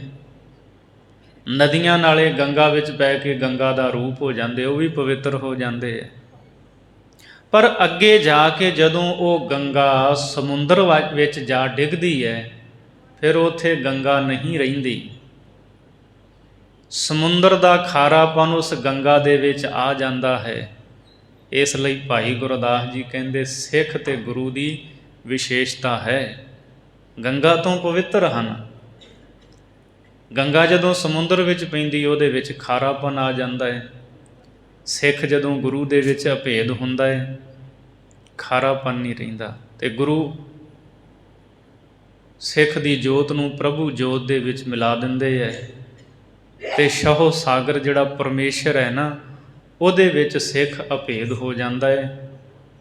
ਉਹ ਮਾਲਕ ਪਰਮਾਤਮਾ, ਉਹਦੇ ਵਿੱਚ ਖਾਰਾਪਨ ਨਹੀਂ, ਉੱਥੇ ਤਾਂ ਆਨੰਦ ਹੀ ਆਨੰਦ ਹੈ, ਸੁੱਖ ਹੀ ਸੁੱਖ ਹੈ। ਸੋ ਸਿੱਖ ਦੀ ਅਭੇਦਤਾ ਹੋ ਜਾਂਦੀ ਹੈ ਪ੍ਰਭੂ ਦੇ ਨਾਲ। ਸਾਹਿਬ ਦੀ ਬਾਣੀ ਦਾ ਇੱਕ ਬਚਨ ਅਸੀਂ ਪੜ੍ਹਦੇ ਹਾਂ, ਗੁਰੂ ਸਮੁੰਦ ਨਦੀ ਸਭ ਸਿੱਖੀ ਨਹਾਤੈ ਜਿਤ ਵਡਿਆਈ। ਗੁਰੂ ਐਸਾ ਸਮੁੰਦਰ ਹੈ, ਸਿੱਖੀ ਨਦੀਆਂ ਹਨ। ਨਦੀਆਂ ਸਮੁੰਦਰ ਵਿੱਚ ਪੈ ਕੇ ਸਮੁੰਦਰ ਦਾ ਰੂਪ ਹੁੰਦੀਆਂ ਨੇ, ਪਰ ਸਮੁੰਦਰ ਵਿੱਚ ਖਾਰਾਪਨ ਹੈ, ਗੁਰੂ ਦੇ ਵਿੱਚ ਖਾਰਾਪਨ ਨਹੀਂ, ਗੁਰੂ ਵਿੱਚ ਕੜੱਤਣ ਨਹੀਂ। ਗੁਰੂ ਤਾਂ ਅੰਮ੍ਰਿਤ ਵਰਸਾਉਂਦੇ ਹੈ, ਅੰਮ੍ਰਿਤ ਵਰਖਾ ਕਰਦੇ ਹੈ। ਇਸ ਲਈ ਗੁਰੂ ਅਤੇ ਸਿੱਖ ਦੀ ਇਹ ਵਿਸ਼ੇਸ਼ਤਾ ਹੈ, ਗੰਗਾ ਤੋਂ ਉੱਤਮ ਨੇ, ਮਹਾਨ ਹਨ। ਬਗੁਲਾ ਹੰਸ ਨ ਹੋਵਈ, ਮਾਨ ਸਰੋਵਰ ਜਾਏ ਖਲੋਈ। ਜਿਹੜਾ ਬਗਲਾ ਚਿੱਟਾ ਪੰਛੀ ਹੈ, ਬਗਲਾ, ਉਹ ਮਾਨ ਸਰੋਵਰ 'ਤੇ ਵੀ ਜਾ ਕੇ ਖਲੋ ਜਾਵੇ, ਉੱਥੇ ਪਹੁੰਚੇ ਤਾਂ ਵੀ ਉਹ ਹੰਸ ਨਹੀਂ ਬਣ ਸਕਦਾ, ਕਿਉਂਕਿ ਹੰਸ ਨੇ ਹੀਰੇ ਮੋਤੀ ਖਾਣੇ ਹੈ ਅਤੇ ਬਗਲੇ ਨੇ ਮੱਛੀਆਂ। ਬਗਲਾ ਇੱਥੇ ਆਮ ਸੰਸਾਰੀ ਲੋਕਾਂ ਮਨਮੁਖਾਂ ਦਾ ਸੂਚਕ ਹੈ। ਬਗਲਾ ਮਾਨ ਸਰੋਵਰ 'ਤੇ ਜਾ ਕੇ ਹੰਸ ਨਹੀਂ ਬਣ ਸਕਦਾ, ਪਰ ਗੁਰੂ ਦੀ ਸੰਗਤ ਦੇ ਵਿੱਚ ਇਹ ਵਿਸ਼ੇਸ਼ਤਾ ਹੈ। ਜਿਹੜੇ ਸਾਧ ਸੰਗਤ ਰੂਪੀ ਮਾਨ ਸਰੋਵਰ 'ਤੇ ਇੱਥੇ ਬਗਲੇ ਮਨਮੁਖ ਵੀ ਆ ਜਾਂਦੇ ਹੈ, ਉਹ ਵੀ ਗੁਰਮੁਖ ਬਣ ਜਾਂਦੇ ਹੈ। ਇਹ ਐਸਾ ਸਰੋਵਰ ਹੈ, ਤੋ ਇਸ ਲਈ ਗੁਰੂ ਦੀ ਵਿਸ਼ੇਸ਼ਤਾ ਹੈ। ਵੀਹਾਂ ਦੈ ਵਰਤਾਰੈ ਹੋਈ। ਭਾਈ ਗੁਰਦਾਸ ਸਾਹਿਬ ਜੀ ਕਹਿੰਦੇ ਆਮ ਲੋਕ ਸੰਸਾਰੀ ਵਰਤੋਂ ਵਿਹਾਰਾਂ ਵਿੱਚ ਹੀ ਆਪਣਾ ਸਾਰਾ ਸਮਾਂ ਲੰਘਾ ਦਿੰਦੇ ਹੈ ਅਤੇ ਪਰਮਾਰਥ ਦੀ ਸੂਝ ਤੋਂ ਉਹ ਖਾਲੀ ਰਹਿ ਜਾਂਦੇ ਹੈ। ਸੰਸਾਰ ਦੇ ਵਰਤਾਰਿਆਂ ਦੇ ਵਿੱਚ, ਕੰਮਾਂ ਧੰਦਿਆਂ ਦੇ ਵਿੱਚ ਹੀ ਜ਼ਿੰਦਗੀ ਦਾ ਸਮਾਂ ਗਵਾ ਦਿੰਦੇ ਹੈ। ਪਰਮਾਰਥ ਦੀ ਉਹਨਾਂ ਨੂੰ ਸੋਝੀ ਨਹੀਂ ਹੁੰਦੀ। ਪਰ ਸਤਿਗੁਰੂ ਦੀ ਇਹ ਵੱਡੀ ਵਿਸ਼ੇਸ਼ਤਾ ਹੈ, ਮਹਾਰਾਜ ਵੱਡੇ ਵੱਡੇ ਪਾਪੀਆਂ 'ਤੇ ਵੀ ਕਿਰਪਾ ਕਰਕੇ ਉਹਨਾਂ ਨੂੰ ਤਾਰ ਦਿੰਦੇ ਹੈ। ਸੱਜਣ ਠੱਗ ਵਰਗੇ, ਭੂਮੀਏ ਚੋਰ ਵਰਗੇ, ਕੌਡੇ ਰਾਖਸ਼ ਵਰਗੇ, ਹੋਰ ਕਈ ਸਤਿਗੁਰੂ ਜੀ ਨੇ ਤਾਰੇ ਹੈ ਸੰਸਾਰ ਤੋਂ। ਹੁਣ ਇਸ ਤੋਂ ਅੱਗੇ ਭਾਈ ਗੁਰਦਾਸ ਸਾਹਿਬ ਜੀ ਗੁਰਮੁਖ ਦੀ ਜਿਹੜੀ ਮਾਨਸਿਕ ਅਵਸਥਾ ਹੈ ਉਸ ਦਾ ਜ਼ਿਕਰ ਕਰ ਰਹੇ ਹੈ। ਗੁਰਮੁਖ 21 ਹੀ ਪੌੜੀਆਂ, ਗੁਰਮੁਖ ਸੁਖ ਫਲ ਨਿਜ ਘਰ ਭੋਈ। ਭਾਈ ਗੁਰਦਾਸ ਜੀ ਫਰਮਾਉਂਦੇ ਆ ਜਿਹੜਾ ਗੁਰਮੁਖ ਹੈ ਉਹ 21 ਪੌੜੀਆਂ, 21 ਪੌੜੀਆਂ ਦਾ ਭਾਵ ਹੁੰਦਾ ਤੁਰੀਆ ਅਵਸਥਾ, ਸਹਿਜ ਅਵਸਥਾ ਦੇ ਵਿੱਚ ਜਾ ਪਹੁੰਚਦਾ ਹੈ। ਉਹ ਪੌੜੀਆਂ ਚੜ੍ਹ ਜਾਂਦਾ ਹੈ, ਸਹਿਜ ਅਵਸਥਾ ਦੇ ਵਿੱਚ ਚੜ੍ਹ ਕੇ ਉੱਥੇ ਪੁੱਜ ਜਾਂਦਾ ਹੈ। ਗੁਰਮੁਖ ਸੁਖ ਫਲ ਨਿਜ ਘਰ ਭੋਈ। ਤੇ ਉਹ ਆਪਣੇ ਨਿਜ ਘਰ ਦੇ ਵਿੱਚ ਭੋਈ ਜਾ ਮਿਲਦਾ ਹੈ। ਗੁਰਮੁਖਤਾਈ ਦਾ ਸੁਖ ਫਲ ਉਹ ਪ੍ਰਾਪਤ ਕਰ ਲੈਂਦਾ ਹੈ। ਸੋ ਆਤਮਿਕ ਮੰਡਲਾਂ ਦੇ ਵਿੱਚ ਉਹ ਆਨੰਦ ਸੁਖ ਮਾਣਦਾ ਹੈ। ਸਾਧ ਸੰਗਤ ਹੈ ਸਹਿਜ ਘਰ, ਸਿਮਰਨ ਦਰਸ ਪਰਸ ਗੁਣ ਗੋਈ। ਸਾਧ ਸੰਗਤ ਇਹ ਸਹਿਜ ਘਰ ਹੈ। ਗੁਰਮੁਖ ਨੂੰ ਇਸ ਗੱਲ ਦਾ ਪਤਾ ਹੁੰਦਾ ਕਿ ਸਾਧ ਸੰਗਤ ਗੁਰੂ ਕੇ ਪਿਆਰਿਆਂ ਦੀ, ਪਰਮੇਸ਼ਰ ਦੇ ਨਾਮ ਜਪਣ ਵਾਲੇ ਗੁਰਮੁਖਾਂ ਦੀ ਜਿਹੜੀ ਸੰਗਤ ਹੈ, ਸਹਿਜ ਦਾ ਘਰ ਹੈ। ਇੱਥੋਂ ਸਹਿਜ, ਸ਼ਾਂਤੀ, ਸੁਭਾਅ ਇਤਿਆਦਿ ਗੁਣ ਪ੍ਰਾਪਤ ਹੁੰਦੇ ਹੈ। ਸਿਮਰਨ ਦਰਸ ਪਰਸ ਗੁਣ ਗੋਈ, ਤੇ ਸਾਧ ਸੰਗਤ ਵਿੱਚ ਟਿਕ ਕੇ ਦਰਸ਼ਨ ਪਰਸਨ ਕਰਕੇ, ਸਿਮਰਨ ਕਰਕੇ ਗੁਣਾਂ ਦਾ ਵਿਚਾਰ ਗੁਰੂ ਕਾ ਸਿੱਖ ਕਰਦਾ ਹੈ। ਲੋਹਾ ਸੋਇਨਾ ਹੋਏ ਕੈ, ਸੋਇਨਿਓ ਸੋਏ ਨਾ ਜਿਉ ਅਵਲੋਈ। ਤੇ ਭਾਈ ਗੁਰਦਾਸ ਸਾਹਿਬ ਜੀ ਨੂੰ ਪੁੱਛੀਏ ਵੀ ਇਸ ਤਰ੍ਹਾਂ ਕਰਦੇ ਰਹਿਣ ਨਾਲ ਫਿਰ ਉਹਨਾਂ ਦੇ ਵਿੱਚ ਕੀ ਬਦਲਾਅ ਆਉਂਦਾ ਹੈ। ਉਹ ਜਿਹੜੇ ਗੁਰਮੁਖ ਹਨ ਪਿਆਰੇ, ਲੋਹਾ ਸੋਇਨਾ ਹੋਏ ਕੈ, ਸੋਇਨਿਓ ਸੋਏ ਨਾ ਜਿਉ ਅਵਲੋਈ। ਭਾਈ ਸਾਹਿਬ ਜੀ ਕਹਿੰਦੇ ਇਸ ਤਰ੍ਹਾਂ ਜਾਣੋ ਕਿ ਜਿਵੇਂ ਲੋਹਾ ਜਿਹੜਾ ਹੈ ਉਹ ਪਾਰਸ ਨਾਲ ਪਰਸ ਕੇ ਸੋਨੇ ਵਰਗਾ ਹੀ ਨਜ਼ਰ ਆਉਂਦਾ ਹੈ। ਲੋਹਾ ਸੋਇਨਾ ਹੋਏ, ਲੋਹਾ ਸੋਨਾ ਬਣ ਜਾਂਦਾ ਪਾਰਸ ਨਾਲ ਛੂਹ ਕੇ, ਉਹ ਸੋਨਾ ਹੀ ਸੋਨਾ ਨਜ਼ਰ ਆਉਂਦਾ, ਜਿਵੇਂ ਚਮਕ ਹੁੰਦੀ ਉਹਦੇ ਵਿੱਚ। ਇਸੇ ਤਰ੍ਹਾਂ ਜਿਹੜੇ ਗੁਰਮੁਖ ਹਨ ਉਹ ਗੁਰੂ ਦੀ, ਪਰਮੇਸ਼ਰ ਦੇ ਪਿਆਰਿਆਂ ਦੀ, ਸੰਤ ਜਨਾਂ ਦੀ ਸੰਗਤ ਕਰਕੇ ਲੋਹੇ ਤੋਂ ਸੋਨਾ ਬਣ ਜਾਂਦੇ ਹੈ। ਉਹਨਾਂ ਦਾ ਮੁੱਲ ਪੈ ਜਾਂਦਾ, ਗੁਰੂ ਦੇ ਦਰ 'ਤੇ ਪ੍ਰਵਾਨ ਹੋ ਜਾਂਦੇ ਹੈ, ਅਮੋਲਕ ਜੀਵਨ ਵਾਲੇ ਬਣਦੇ ਹੈ। ਫਿਰ ਉਹ ਸੋਨਾ ਹੀ ਸੋਨਾ ਨਜ਼ਰ ਆਉਂਦਾ ਵੀ ਸਿੱਖ ਦੇ ਜੀਵਨ ਵਿੱਚੋਂ, ਉਹਦੇ ਵਿੱਚੋਂ ਉੱਤਮ ਗੁਣ ਹੀ ਗੁਣ ਨਜ਼ਰ ਆਉਂਦੇ ਹੈ। ਚੰਦਨ ਬੋਹੈ ਨਿੰਮ ਵਣ, ਨਿੰਮਹੁ ਚੰਦਨ ਬਿਰਖ ਪਲੋਈ। ਅੱਗੇ ਭਾਈ ਗੁਰਦਾਸ ਜੀ ਕਹਿੰਦੇ ਚੰਦਨ ਦੇ ਬੂਟੇ ਦੀ ਸੰਗਤ ਕਰਕੇ ਜਿਹੜੀ ਕੌੜੀ ਨਿੰਮ ਹੈ ਉਹਦਾ ਬੂਟਾ ਪਲਦਾ ਹੈ, ਤਾਂ ਉਹ ਵੀ ਚੰਦਨ ਵਰਗਾ ਹੀ ਹੋ ਨਿਬੜਦਾ ਹੈ। ਬੋਹੈ ਦਾ ਅਰਥ ਹੁੰਦਾ ਸੁਗੰਧਿਤ ਕਰਦਾ। ਚੰਦਨ ਬੋਹੈ ਨਿੰਮ ਵਣ, ਵਣ ਮੈਨੇ ਰੁੱਖ, ਨਿੰਮ ਦੇ ਰੁੱਖ ਨੂੰ, ਨਿੰਮ ਕੌੜੀ ਹੁੰਦੀ ਹੈ, ਚੰਦਨ ਉਹਨੂੰ ਵੀ ਸੁਗੰਧਿਤ ਕਰ ਦਿੰਦਾ ਹੈ, ਉਹਨੂੰ ਪਾਲਦਾ ਹੈ ਚੰਦਨ। ਕਹਿੰਦੇ ਇਸੇ ਤਰ੍ਹਾਂ ਸਿੱਖ ਜਦੋਂ ਆਉਂਦਾ ਨਾ ਗੁਰੂ ਕੀ ਸੰਗਤ, ਪਰਮੇਸ਼ਰ ਦੇ ਪਿਆਰਿਆਂ ਦੀ ਸੰਗਤ ਵਿੱਚ, ਕੌੜੀ ਨਿੰਮ ਵੀ ਜਿਵੇਂ ਚੰਦਨ ਵਰਗੀ ਸੁਗੰਧੀ ਦਿੰਦੀ ਹੈ, ਜੀਵਨ ਵਿੱਚੋਂ ਕੜੱਤਨ ਦੂਰ ਹੋ ਜਾਂਦੀ ਹੈ, ਭਗਤੀ ਦੀ ਗੁਣਾਂ ਦੀ ਸੁਗੰਧੀ ਆਉਂਦੀ ਉਸ ਸਿੱਖ ਦੇ ਜੀਵਨ ਵਿੱਚੋਂ। ਗੰਗੋਦਕ ਚਰਣੋਦਕ ਹੋ, ਗੰਗੋਦਕ ਮਿਲ ਗੰਗਾ ਹੋਈ। ਹੋਰ ਉਦਾਹਰਣ ਦੇ ਕੇ ਭਾਈ ਗੁਰਦਾਸ ਸਾਹਿਬ ਜੀ ਸਮਝਾਉਂਦੇ ਹੈ ਵੀ ਗੰਗਾ ਦੇ ਪਾਣੀ ਦਾ ਚਰਨੋਦਕ, ਗੰਗਾ ਤੋਂ ਜਲ ਲਿਆ, ਉਹਨੂੰ ਚਰਨਾਮ੍ਰਿਤ ਕਹਿੰਦੇ ਹੈ। ਪਰ ਜਦੋਂ ਫਿਰ ਉਹ ਗੰਗਾ ਵਿੱਚ ਮਿਲੇ ਤਾਂ ਉਹ ਗੰਗਾ ਦਾ ਹੀ ਪਾਣੀ ਹੋ ਜਾਂਦਾ, ਵੱਖਰਾ ਨਹੀਂ ਰਹਿੰਦਾ ਹੈ। ਗੁਰੂ ਤਾਂ ਸਿੱਖ ਭਾਵੇਂ ਵੱਖਰੇ ਵੱਖਰੇ ਨੇ, ਪਰ ਗੁਰੂ ਵਿੱਚ ਅਭੇਦ ਹੋ ਕੇ ਸਿੱਖ ਗੁਰੂ ਦਾ ਹੀ ਰੂਪ ਬਣ ਜਾਂਦਾ ਹੈ। ਕਾਗਹੁ ਹੰਸ ਸੁਵੰਸ ਹੋਏ, ਹੰਸਹੁ ਪਰਮ ਹੰਸ ਵਿਰਲੋਈ। ਭਾਈ ਗੁਰਦਾਸ ਸਾਹਿਬ ਜੀ ਫਰਮਾਉਂਦੇ ਹੈ ਕਾਗਹੁ ਹੰਸ ਸੁਵੰਸ ਹੋਏ, ਜਿਵੇਂ ਕਾਂ ਤੋਂ ਕੋਈ ਹੰਸ ਦੀ ਚੰਗੀ ਵੰਸ਼ ਵਾਲਾ ਹੋ ਸਕਦਾ ਹੈ, ਪਰ ਹੰਸ ਤੋਂ ਪਰਮ ਹੰਸ ਕੋਈ ਵਿਰਲਾ ਹੀ ਹੁੰਦਾ ਹੈ।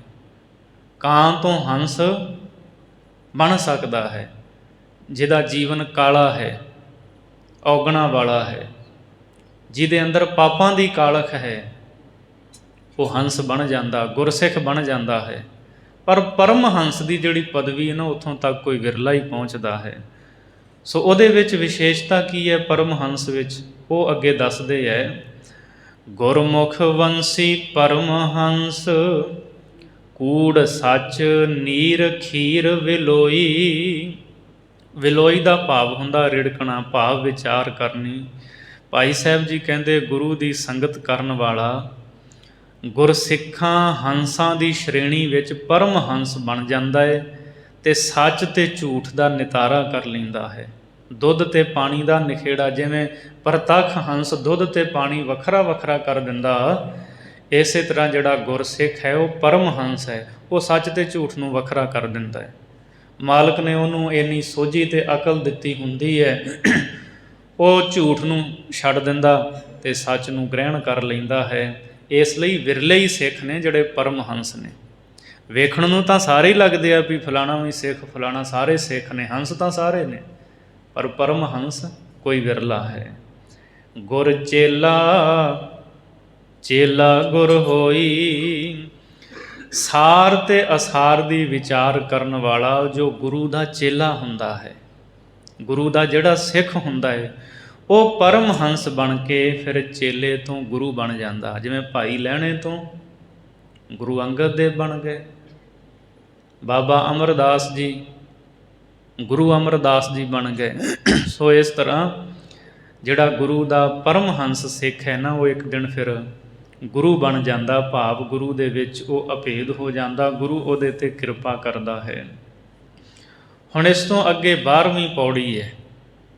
ਇਸ ਪੌੜੀ ਵਿੱਚ ਗੁਰਸਿੱਖ ਜਿਹੜਾ ਨਾ, ਉਹ ਸਤਿਗੁਰੂ ਦੇ ਸ਼ਬਦ ਦੇ ਨਾਲ ਸਦਾ ਸੁਰਤ ਜੋੜ ਕੇ ਰੱਖਦਾ ਹੈ। ਭਾਈ ਗੁਰਦਾਸ ਸਾਹਿਬ ਜੀ ਦੱਸਦੇ ਹੈ, ਕੱਛੂ ਬੱਚਾ ਨਦੀ ਵਿੱਚ, ਗੁਰਸਿੱਖ ਲਹਿਰ ਨਾ ਭਵ ਜਲ ਵਿਆਪੈ। ਕੱਛੂ ਦਾ ਬੱਚਾ ਨਦੀ ਵਿੱਚ ਜਾਂਦਾ, ਫਿਰ ਲਹਿਰਾਂ ਉਹਨੂੰ ਡੁਬੋ ਥੋੜ੍ਹੀ ਪਾਉਂਦੀਆਂ ਨੇ, ਉਹਨੂੰ ਖਤਮ ਨਹੀਂ ਕਰ ਪਾਉਂਦੀਆਂ। ਜਿੰਨੀਆਂ ਵੱਡੀਆਂ ਮਰਜ਼ੀ ਪਾਣੀ ਵਿੱਚ ਲਹਿਰਾਂ ਹੋਣ, ਇਸੇ ਤਰ੍ਹਾਂ ਜਿਹੜਾ ਗੁਰਸਿੱਖ ਹੈ ਨਾ, ਉਹਨੂੰ ਸੰਸਾਰ ਭੌਜਲ ਦੀਆਂ ਲਹਿਰਾਂ ਜਿਹੜੀਆਂ ਨੇ ਨਾ, ਉਹ ਵਿਆਪ ਨਹੀਂ ਸਕਦੀਆਂ। ਇੱਥੇ ਲੋਭ ਦੀਆਂ ਲਹਿਰਾਂ, ਵਿਕਾਰਾਂ ਦੀਆਂ ਵੱਡੀਆਂ ਲਹਿਰਾਂ ਸੰਸਾਰ ਸਮੁੰਦਰ ਵਿੱਚ ਉੱਠਦੀਆਂ ਨੇ, ਸਤਿਗੁਰੂ ਆਪਣੇ ਸਿੱਖ ਦੀ ਰੱਖਿਆ ਕਰਦੇ ਹੈ। ਕੂੰਜ ਬੱਚਾ ਲੈ ਉੱਡ ਰਹਿ, ਸੁਨ ਸਮਾਦ ਅਗਾਧ ਨਾ ਜਾਪੈ। ਕੂੰਜ ਜਿਹੜੀ ਹੈ ਉਹ ਆਪਣੇ ਬੱਚੇ ਨੂੰ, ਪਹਿਲਾਂ ਤਾਂ ਉਹਦਾ ਸਿਮਰਨ ਕਰਦੀ ਹੈ, ਰੱਖਿਆ ਹੁੰਦੀ ਹੈ, ਫਿਰ ਆਪਣੇ ਬੱਚੇ ਨੂੰ ਲੈ ਕੇ ਉਹ ਉੱਚਾ ਆਕਾਸ਼ ਦੇ ਵਿੱਚ ਉੱਡ ਜਾਂਦੀ ਹੈ। ਅਤੇ ਆਕਾਸ਼ ਦੀ ਗਹਿਰ ਗੰਭੀਰਤਾ, ਉਹਦੀ ਆਕਾਸ਼ ਦੀ ਡੂੰਘਿਆਈ, ਭਾਈ ਗੁਰਦਾਸ ਜੀ ਕਹਿੰਦੇ ਹੈ, ਇਹ ਸੁਨ ਸਮਾਧੀ ਅਤੇ ਅਥਾਹ ਜਿਹੜੀ ਉਚਾਈ ਹੈ, ਉਹਨੂੰ ਜਾਪਦੀ ਨਹੀਂ। ਬੜਾ ਉੱਚਾ ਕੂੰਜ ਉਹਨੂੰ ਲੈ ਕੇ ਉੱਡਦੀ ਹੈ, ਅਤੇ ਉੱਥੇ ਫਿਰ ਆਪਣੀ ਉਹ ਮਾਂ ਦੇ ਨਾਲ ਉੱਡਦਾ ਚੰਗੀ ਉਡਾਰੀ ਵਾਲਾ ਬਣ ਜਾਂਦਾ ਹੈ। ਹੰਸ ਵੰਸ ਹੈ ਮਾਨ ਸਰ, ਸਹਿਜ ਸਰੋਵਰ ਵਡ ਪ੍ਰਤਾਪੈ। ਹੰਸਾਂ ਦੀ ਜਿਹੜੀ ਵੰਸ ਹੈ, ਹੰਸਾਂ ਦੇ ਅੱਗੇ ਬੱਚੇ, ਉਹ ਮਾਨ ਸਰੋਵਰ 'ਤੇ ਵੱਸਦੇ ਹੈ। ਇਹ ਸਹਿਜ ਸਰੋਵਰ ਹੈ, ਜਿਹੜਾ ਮਾਨ ਸਰੋਵਰ ਹੈ ਨਾ, ਉੱਥੇ ਸ਼ਾਂਤੀ ਹੈ, ਟਿਕਾ ਹੈ, ਉਹਦਾ ਪ੍ਰਤਾਪ ਵੱਡਾ ਹੈ। ਹੰਸਾਂ ਦੇ ਬੱਚੇ ਉੱਥੇ, ਹੰਸਾਂ ਦੀ ਵੰਸ ਵੱਸਦੀ, ਮੋਤੀ ਹੀਰੇ ਚੁਗਦੀ ਹੈ। ਇਹ ਗੁਰਮੁਖਾਂ ਦੀ ਜਿਹੜੀ ਵੰਸ ਹੁੰਦੀ ਹੈ, ਗੁਰਮੁਖਾਂ ਦੇ ਅੱਗੇ ਗੁਰਮੁਖ ਪਿਆਰੇ, ਉਹ ਸਾਧ ਸੰਗਤ ਰੂਪੀ ਮਾਨ ਸਰੋਵਰ 'ਤੇ ਵੱਸਦੇ ਹੈ, ਸ਼ਬਦ ਦੇ ਮੋਤੀ ਚੁਗਦੇ ਹੈ। ਅਤੇ ਸਾਧ ਸੰਗਤ ਰੂਪੀ ਇਹ ਮਾਨ ਸਰੋਵਰ ਬਹੁਤ ਪ੍ਰਤਾਪ ਵਾਲਾ ਹੈ, ਸਹਿਜ ਵਾਲਾ ਹੈ। ਬੱਤਕ ਬੱਚਾ ਕੋਇਲੈ, ਨੰਦ ਨੰਦਨ ਵਸੁਦੇਵ ਮਿਲਾਪੈ। ਸੋ ਬੱਤਕ ਦਾ ਬੱਚਾ ਜਿਹੜਾ, ਉਹ ਆਪਣੀ ਮਾਂ ਦੇ ਪਿੱਛੇ ਤੁਰਦਾ ਹੈ। ਜਦੋਂ ਉਹ ਪਾਣੀ ਵਿੱਚ ਜਾਂਦੀ ਹੈ, ਉਹ ਪਿੱਛੇ ਪਾਣੀ ਚਲਿਆ ਜਾਂਦਾ ਹੈ, ਪਾਣੀ ਦੇ ਉੱਤੇ ਤਰਦਾ ਹੈ। ਕੁਕੜੀ ਦੇ ਬੱਚੇ ਜਿਹੜੇ ਹੁੰਦੇ ਆ, ਉਹ ਪਿੱਛੇ ਮੁੜ ਆਉਂਦੇ ਆ, ਜੇ ਤੁਰਨ ਵੀ ਅੱਗੇ ਪਾਣੀ ਹੈ। ਗੁਰਮੁਖ ਜਿਹੜੇ ਹੈ ਨਾ, ਉਹ ਗੁਰੂ ਦੇ ਪਿੱਛੇ ਤੁਰਦੇ ਹੈ, ਔਰ ਗੁਰੂ ਸੰਸਾਰ ਭੌਜਲ ਤੋਂ ਉਹਨਾਂ ਨੂੰ ਤਾਰ ਦਿੰਦਾ, ਪਾਰ ਕਰ ਦਿੰਦਾ ਹੈ। ਬੱਤਕ ਬੱਚਾ ਕੋਇਲ ਹੈ। ਦੂਜਾ, ਜਿਵੇਂ ਪਹਿਲਾਂ ਭਾਈ ਸਾਹਿਬ ਨੇ ਪਹਿਲੀ ਪੌੜੀ ਵਿੱਚ ਉਦਾਹਰਣ ਪਿੱਛੇ ਦਿੱਤੀ ਹੈ ਵੀ ਕੋਇਲ ਦਾ ਬੱਚਾ ਕਾਮਣੀ ਪਾਲਦੀ ਹੈ, ਅਤੇ ਫਿਰ ਉਹ ਬੋਲੀ ਪਛਾਣ ਕੇ ਅਤੇ ਆਪਣੇ ਪਰਿਵਾਰ ਵਿੱਚ ਆ ਮਿਲਦਾ ਹੈ। ਇਸੇ ਤਰ੍ਹਾਂ ਜਿਹੜਾ ਗੁਰਸਿੱਖ ਹੈ ਨਾ, ਉਹ ਗੁਰੂ ਦੀ ਬੋਲੀ, ਗੁਰੂ ਦੇ ਸ਼ਬਦ ਨੂੰ ਸੁਣ ਕੇ ਗੁਰਮੁਖਾਂ ਦੀ ਸੰਗਤ ਵਿੱਚ ਆ ਮਿਲਦਾ ਹੈ। ਨੰਦ ਨੰਦਨ ਵਸੁਦੇਵ ਮਿਲਾਪੈ। ਨੰਦ ਦਾ ਪੁੱਤਰ ਸ੍ਰੀ ਕ੍ਰਿਸ਼ਨ ਜੀ ਗੋਪੀਆਂ ਵਿੱਚ ਰਹਿ ਖੇਡਦੇ ਹੈ। ਫਿਰ ਜਿਵੇਂ ਉਹ ਵਾਸੁਦੇਵ ਜੀ ਕੋਲ ਆ ਮਿਲਦੇ ਹੈ, ਕਹਿੰਦੇ ਗੁਰੂ ਕਾ ਸਿੱਖ ਇਸੇ ਤਰ੍ਹਾਂ ਸੰਸਾਰ ਦੇ ਵਿੱਚ ਵਿਚਰਦਾ ਹੋਇਆ ਪਰਮੇਸ਼ਰ ਵਾਹਿਗੁਰੂ ਦੇ ਵਿੱਚ ਆ ਮਿਲਦਾ, ਉਹਦਾ ਮਿਲਾਪ ਹੋ ਜਾਂਦਾ ਹੈ। ਰਵ ਸਸ ਚਕਵੀ ਤੈ ਚਕੋਰ, ਸਿਵ ਸਕਤੀ ਲੰਘ ਵਰੈ ਸਰਾਪੈ। ਸਿਵ ਸਕਤੀ ਲੰਘ ਵਰੈ ਸਰਾਪੈ। ਗੁਰੂ ਕੇ ਸਿੱਖ ਦੀ ਪ੍ਰੀਤ ਗੁਰੂ ਦੇ ਨਾਲ ਹੈ। ਰਵ ਸਸ ਚਕਵੀ ਤੈ ਚਕੋਰ, ਕਹਿੰਦੇ ਜਿਵੇਂ ਚਕਵੀ ਦੀ ਸੂਰਜ ਦੇ ਨਾਲ ਪ੍ਰੀਤ ਹੈ ਅਤੇ ਚਕੋਰ ਦੀ ਚੰਦ ਦੇ ਨਾਲ, ਇਸੇ ਤਰ੍ਹਾਂ ਸਿੱਖ ਦੀ ਗੁਰੂ ਦੇ ਨਾਲ ਪ੍ਰੀਤ ਹੈ। ਸ਼ਿਵ ਅਤੇ ਸ਼ਕਤੀ ਜਿਹੜੀ ਮਾਇਆ ਹੈ, ਹੋਰ ਦੇਵੀ ਦੇਵਤਿਆਂ ਦੀ ਪੂਜਾ ਤੋਂ ਲੰਘ ਕੇ ਹਟ ਕੇ ਵਰ ਸਰਾਪ ਤੋਂ ਉਹ ਅੱਗੇ ਲੰਘ ਜਾਂਦਾ ਹੈ। ਐਸਾ ਜੀਵਨ ਹੁੰਦਾ ਸਿੱਖ ਦਾ। ਅਨਲ ਪੰਖ ਬੱਚਾ ਮਿਲੈ, ਨਿਰਾਧਾਰ ਹੋਏ ਸਮਝੈ ਆਪੈ। ਅਗਲੀ ਉਦਾਹਰਣ ਭਾਈ ਗੁਰਦਾਸ ਸਾਹਿਬ ਜੀ ਨੇ ਦਿੱਤੀ ਹੈ। ਜਿਹੜਾ ਅਨਲ ਪੰਛੀ ਹੈ ਨਾ, ਉਹਦਾ ਜਿਹੜਾ ਬੱਚਾ ਹੈ, ਉਹ ਇੱਕ ਪੰਛੀ ਮੰਨਿਆ ਆਕਾਸ਼ ਦੇ ਵਿੱਚ, ਕਹਿੰਦੇ ਉੱਡਦੇ ਹੀ ਆਂਡਾ ਦੇ ਦਿੰਦਾ ਹੈ, ਜ਼ਮੀਨ 'ਤੇ ਡਿੱਗਦਾ ਨਹੀਂ। ਉਹਦੇ ਰਸਤੇ ਵਿੱਚ ਹੇਠਾਂ ਆਉਂਦੇ ਆਂਡੇ ਤੋਂ ਬੱਚਾ ਨਿਕਲਦਾ ਉਹਦਾ, ਉਹ ਉੱਥੇ ਹੀ ਪਰ ਮਾਰ ਕੇ ਉੱਡਣ ਲੱਗ ਪੈਂਦਾ ਹੈ ਅਤੇ ਫਿਰ ਉਹ ਆਪਣੀ ਮਾਂ ਦੇ ਨਾਲ ਜਾ ਮਿਲਦਾ ਹੈ। ਭਾਈ ਗੁਰਦਾਸ ਸਾਹਿਬ ਜੀ ਕਹਿੰਦੇ ਹੈ, ਜਿਹੜੇ ਗੁਰੂ ਕੇ ਸਿੱਖ ਹੈ ਨਾ, ਉਹਨਾਂ ਦੀ ਸੁਰਤ ਬਹੁਤ ਉੱਚੀ ਹੈ। ਉਹਨਾਂ ਦੀ ਸਮਝ ਇੰਨੀ ਉੱਚੀ ਹੋ ਜਾਂਦੀ ਹੈ, ਜਿਵੇਂ ਅਨਲ ਪੰਛੀ ਨੂੰ ਉਸ ਦਾ ਬੱਚਾ ਆਪਣੇ ਆਪ ਹੀ ਨਿਰਾਧਾਰ ਹੋ ਕੇ ਆਪਣੇ ਆਪ ਅਤੇ ਆਪਣੀ ਵੰਸ ਨੂੰ ਉਹ ਸਮਝ ਲੈਂਦਾ ਹੈ। ਸੋ ਗੁਰੂ ਕਾ ਸਿੱਖ, ਉਹਦੀ ਸਮਝ, ਉਹਦੀ ਸੋਝੀ ਬਹੁਤ ਉੱਚੀ ਹੁੰਦੀ ਹੈ, ਅਨਲ ਪੰਛੀ ਵਾਂਗ। ਗੁਰ ਸਿੱਖ ਸੰਦ ਮਿਲਾਵਣੀ, ਸ਼ਬਦ ਸੁਰਤ ਪਰਚਾਏ ਪਛਾਪੈ। ਇਸੇ ਤਰ੍ਹਾਂ ਗੁਰਸਿੱਖ ਅਤੇ ਗੁਰੂ ਦੀ ਜਿਹੜੀ ਸੰਧ ਹੈ, ਮਿਲਣੀ ਮਿਲਾਪ ਹੈ, ਇਹ ਬਹੁਤ ਹਿੱਤ ਵਾਲਾ ਪਿਆਰ ਵਾਲਾ ਹੈ। ਸ਼ਬਦ ਸੁਰਤ ਪਰਚਾਏ ਪਛਾਪੈ। ਭਾਈ ਗੁਰਦਾਸ ਸਾਹਿਬ ਜੀ ਕਹਿੰਦੇ ਆ, ਸੁਰਤ ਨੂੰ ਸ਼ਬਦ ਵਿੱਚ ਜੋੜ ਕੇ ਗੁਰੂ ਕਾ ਸਿੱਖ ਪਰਚਦਾ ਹੈ ਅਤੇ ਆਪਣੇ ਆਪ ਨੂੰ ਉਹ ਪਛਾਨਣਾ ਕਰਦਾ ਹੈ। ਗੁਰਮੁਖ ਸੁਖ ਫਲ ਥਾਪ ਉਥਾਪੈ। ਇਸੇ ਤਰ੍ਹਾਂ ਜਿਹੜਾ ਗੁਰਮੁਖ ਹੈ, ਉਹ ਸੁਖ ਫਲ ਭਾਵ ਆਤਮ ਪਦ ਨੂੰ ਆਪ ਹੀ ਥਾਪਦਾ ਹੈ, ਉਹਨੂੰ ਪ੍ਰਾਪਤ ਕਰ ਲੈਂਦਾ ਅਤੇ ਜਿਹੜੀਆਂ ਬੁਰੀਆਂ ਭਾਵਨਾਵਾਂ ਹੁੰਦੀਆਂ ਉਹਨਾਂ ਨੂੰ ਮਨ ਵਿੱਚੋਂ ਸਾਰਿਆਂ ਨੂੰ ਦੂਰ ਕਰ ਦਿੰਦਾ। ਸੋ ਭਾਈ ਗੁਰਦਾਸ ਸਾਹਿਬ ਜੀ ਨੇ ਇਸ ਪੌੜੀ ਦੇ ਵਿੱਚ ਗੁਰੂ ਅਤੇ ਸਿੱਖ ਦੀ ਪ੍ਰੀਤ ਦਾ ਜ਼ਿਕਰ ਕੀਤਾ ਹੈ। ਜਿਵੇਂ ਕੱਛੂ, ਕੂੰਜ, ਹੰਸ, ਬੱਤਖ ਇਹ ਆਪਣੇ ਬੱਚਿਆਂ ਨਾਲ ਪਿਆਰ ਕਰਦੇ ਹੈ, ਇਸੇ ਤਰ੍ਹਾਂ ਗੁਰੂ ਆਪਣੇ ਸਿੱਖਾਂ ਦੇ ਨਾਲ ਮੁਹੱਬਤ ਕਰਦੇ ਹੈ। ਸਤਿਗੁਰੂ ਸਿੱਖਾਂ 'ਤੇ ਵੱਡੀ ਕਿਰਪਾ ਕਰਦੇ ਹੈ ਔਰ ਸਿੱਖ ਅਤੇ ਗੁਰੂ ਦਾ ਜਿਹੜਾ ਮਿਲਾਪ ਹੈ, ਇਹ ਬਹੁਤ ਪਿਆਰ ਵਾਲਾ ਮਿਲਾਪ ਹੈ। ਸੰਸਾਰੀ ਮੇਲ ਮਿਲਾਪ ਇਹ ਸਾਰੇ ਮਾਇਆ ਕਰਕੇ ਹੁੰਦੇ ਹੈ, ਗੁਰੂ ਅਤੇ ਸਿੱਖ ਦਾ ਮਿਲਾਪ ਮਾਇਆ ਕਰਕੇ ਨਹੀਂ ਹੈ। ਇਹ ਵਾਹਿਗੁਰੂ ਪ੍ਰਭੂ ਪਰਮਾਤਮਾ, ਉਹਦੀ ਕਿਰਪਾ ਦਾ ਸਦਕਾ ਪ੍ਰੇਮ ਪਿਆਰ ਦਾ ਮਿਲਾਪ ਹੈ। ਸੋ ਸਤਿਗੁਰੂ ਕਿਰਪਾ ਕਰਕੇ ਆਪਣੇ ਸਿੱਖ ਨੂੰ ਸੰਸਾਰ ਭੌਜਲ ਦੀਆਂ ਵੱਡੀਆਂ ਲਹਿਰਾਂ ਤੋਂ ਬਚਾ ਲੈਂਦੇ ਹੈ। ਸੋ ਇੱਥੋਂ ਤੱਕ ਸਾਧ ਸੰਗਤ, ਇਹ 11ਵੀਂ ਵਾਰ ਦੀਆਂ 12 ਪੌੜੀਆਂ ਪੂਰੀਆਂ ਹੋਈਆਂ ਨੇ। ਇਸ ਤੋਂ ਅੱਗੇ 13ਵੀਂ ਪੌੜੀ ਤੋਂ ਅੱਗੇ ਹੁਣ ਸਿੱਖਾਂ ਦੇ ਨਾਵਾਂ ਦਾ ਜ਼ਿਕਰ ਆਵੇਗਾ। ਸਾਰੇ ਤੇ ਨਹੀਂ, ਪਹਿਲੀ ਪਾਤਸ਼ਾਹੀ ਦੇ ਸਿੱਖ, ਫਿਰ ਦੂਸਰੀ ਪਾਤਸ਼ਾਹੀ, ਤੀਸਰੀ ਪਾਤਸ਼ਾਹੀ, ਚੌਥੀ ਪਾਤਸ਼ਾਹੀ, ਇਉਂ ਉਹਨਾਂ ਗੁਰਸਿੱਖਾਂ ਦਾ ਨਾਂ ਆਵੇਗਾ, ਜਿਹੜੇ ਗੁਰਸਿੱਖਾਂ ਦੇ ਨਾਂ ਕਦੇ ਤੁਸੀਂ ਸੁਣੇ ਵੀ ਨਹੀਂ ਹੋਣਗੇ। ਕਈਆਂ ਦੇ ਸੁਣੇ ਨੇ, ਕਈਆਂ ਦੇ ਨਾਂ ਸੁਣੇ ਵੀ ਨਹੀਂ। ਤੋ ਭਾਈ ਗੁਰਦਾਸ ਸਾਹਿਬ ਜੀ ਅਗਲੀਆਂ ਪੌੜੀਆਂ ਦੇ ਵਿੱਚ ਹੁਣ ਉਹਨਾਂ ਸਿੱਖਾਂ ਦੇ ਨਾਵਾਂ ਦਾ ਜ਼ਿਕਰ ਕਰਨਗੇ ਵੀ ਆਹ ਸਿੱਖ ਸਤਿਗੁਰੂ ਦੇ ਪਿਆਰੇ, ਸਿੱਖੀ ਨੂੰ ਕਮਾਉਣ ਵਾਲੇ, ਭਾਵਨਾ ਵਾਲੇ ਗੁਰੂ ਕੇ ਸਿੱਖ ਹੋਏ ਹੈ।